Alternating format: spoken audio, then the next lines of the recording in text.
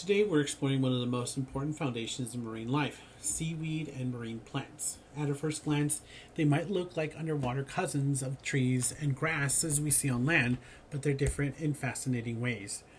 These organisms are the primary producers of many marine ecosystems, meaning they capture sunlight and turn it into energy that fuels entire food webs. Thinking of them as the ocean's farmers, growing food not only for themselves but for the countless other organisms. They also build habitats. Kelp forests, seagrass meadows, and mangrove swamps are like underwater cities teeming with life. And beyond their ecological role, many of these species make their way into the human industries, everything from sushi wraps to cosmetics. Seaweed, also called macroalgae, aren't true plants, but they're still complex and fascinating. Instead of the familiar leaves, stems, and roots, they've they've evolved their own body plan. The thallus is the entire body, which can be tiny or stretched many meters. The blades look like leaves, but they don't have veins or vascular tissue. Every surface can absorb sunlight and nutrients directly from the water. The stipe looks like a stem, but mainly provides support and flexibility. And the holdfast acts like an anchor, clinging tightly to rocks, but it doesn't absorb nutrients like plants do. Reproduction can be surprisingly complicated. Many seaweeds use alternations of generations, switching between haploid and diploid life stages, having two very different versions of themselves across generations. This strategy ensures survival in the constantly shifting marine environment. Let's start with green algae, or green seaweed. With around 7,000 species, they're a diverse bunch ranging from tiny microscopic forms to large leafy thalli visible on the naked eye. What makes them especially interesting is that their pigments, storage molecules, and cell walls are just like land plants. They have chlorophylls A and B, they store starch, and their cell wall contains cellulose. This similarity is no coincidence. Land plants actually evolved from green algal ancestors.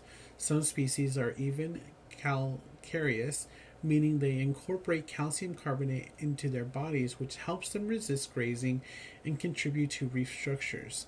In shallow tropical waters, you can find brilliant carpels of green algae adding color to complexity to reef ecosystems. Now moving on to the brown algae, which are the giants of the macroalgal world. With about 1,500 species, almost all marine, they dominate cold, nutrient-rich waters. Their collaboration comes from functotannin, which is a pigment that masks the green of the chlorophyll and gives them a golden brown hue. Brown algae can be massive. Some individuals stretch over 100 meters. Unlike delicate greens, these organisms often form dense canopies and thick beds that completely reshape the environment around them. They thrive especially in temperate coastal areas where upwelling brings nutrient-rich waters to the surface, fueling their growth. When you think of seaweed washed up on the beach, it's often brown algae like rockweed or kelp. Among the browns, the kelps are truly legendary. They dominate temperate and polar coasts, forming vast, deep kelp forests that can reach the heights of a 10-story building underwater. These forests are incredibly productive ecosystems, rivaling tropical rainforests in biodiversity. They provide shelter for fish, sea otters, invertebrates, and even seabirds that dive in the canopy to feed. Entire communities depend on this structure created by kelp. On the flip side, we have sargassum, which doesn't anchor to the seafloor but instead forms free-floating mats. In the Sargasso Sea, these floating islands drift with the currents, forming oases in the open ocean. Sea turtles, juvenile fish, and even seahorses find refuge among the tangled fronds. These floating mats remind us that the seaweeds don't just shape coastal ecosystems, they influence life even in the middle of the ocean. The last major group of microalgae are the red seaweed, or red algae. With about 4,000 species, they're mostly marine and thrive in both warm and cold shallow waters. But what really sets them apart is their pigments. Chlorophyll A, along with phycobilins, which allow them to absorb blue light and penetrate deeper into the ocean. This adaptation lets some red algae survive at surprising depths where other seaweed can't. Some species are coralline algae, which build their thalli with calcium carbonate, reinforcing reef structures and adding stability to coral reef ecosystems. While red algae may not look as dramatic as giant kelp, they're quite engineers that very foundation of reef communities. Seaweeds aren't just critical for marine life, they actually are woven into human life too. From your food to your lab supplies, chances are you're using seaweed products without realizing it. For example, algin from kelp is used as an emulsifier to keep ingredients from separating in foods like ice cream and salad dressing. Carrageenan, which is harvested from red algae, thickens dairy products like yogurt and milkshakes. And agar, also from red algae, has countless uses. It's the jelly-like medium used in microbiology labs to grow bacteria, a thickener in foods, and even a stabilizer in cosmetics and pharmaceuticals. In short, seaweed just don't support marine ecosystems, they also quite support modern society. Now let's shift gears into true plants, the flowering plants or angiosperms. Unlike algae, these plants have true leaves, stem, roots, and vascular tissue for conducting water and nutrients. At about 250,000 species of flowering plants on Earth, only a handful are marine. These species had to adapt to living in salty, submerged environments, something most plants can't tolerate. They use specialized strategies for reproduction, dispersal, and salt management.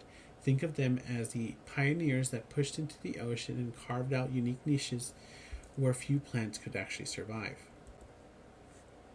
Seagrasses are amongst the most important marine flowering plants, with about 60 species found mostly in tropical waters, but also in some temperate regions. Their flowers are small and often overlooked, but their reproductive strategies are well adapted to the ocean. Pollen is carried by water currents, and the resulting seed also travels with the currents to pass through the digestive tract of animals that graze in the seagrass.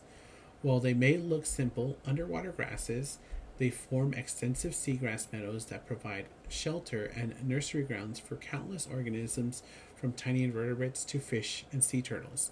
These meadows stabilize sediments, improve water clarity, and absorb carbon dioxide, making them critical both to marine ecosystems and to global climate regulations. Seagrass meadows are lush underwater lawns that shelter fish, crustaceans, and invertebrates. They're nurseries for countless species, offering both food and protection. Eelgrass is the most widespread species, carpeting shallow temperate waters around the globe.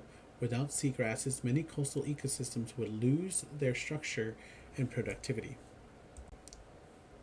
Next, let's move on to the shorelines where we find salt marsh plants. These are true flowering plants that live in the intertidal zones of estuaries and shallow bays.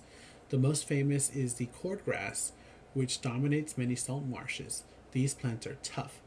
They're regularly flooded by tides and exposed to salty conditions. Special salt glands in their leaves help them excrete excess salt. Salt marshes are more than just grassy fields. They're nurseries for juvenile fish and invertebrates, and detritus from the cordgrass fuels vast food webs.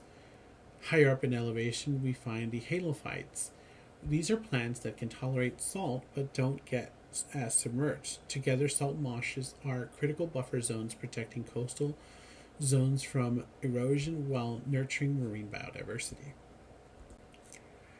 Mangroves are unique marine flowering plants that thrive only in tropical and subtropical regions, with about 80 species worldwide. They cannot tolerate freezing temperatures and can only withstand partial submergence in salt water. But they actually have evolved incredible adaptations to survive in these challenging coastal environments. Many species develop distinct prop roots that rise above the seawater and provide stability in soft sediments while also allowing gas exchange when soils are waterlogged.